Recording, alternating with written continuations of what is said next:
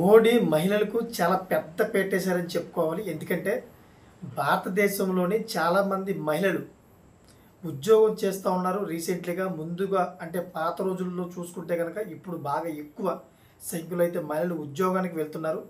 దాని గురించి అయితే మోదీ ఒక పెద్ద పీట వేశారని చెప్పాలి. ఎందుకంటే వాళ్ళకి నైట్ డ్యూటీకి అయితే వెళ్ళేవారి సంఖ్య ఈ మధ్యకాలంలో కొంచెం కొంచెం పెరుగుతుంది. సాఫ్ట్వేర్లో అయినా కానీ కొన్ని కంపెనీల్లో మాత్రం నైట్ షిఫ్ట్లు కూడా వాళ్ళకి వేస్తున్న తరుణంలో మోడీ ప్రభుత్వం అయితే వాళ్ళ గురించి కొత్త ప్రణాళిక అయితే రూపొందించి వాళ్ళకి అందరికి కూడా రాత్రిపూట ఉద్యోగ రీతిలో ఎటువంటి అసౌకర్యం లేకుండా మంచి సౌకర్యాలు ఉండాలని చెప్పేసి కొత్త ప్రణాళిక అయితే సృష్టించింది, తీసుకొచ్చింది కూడా.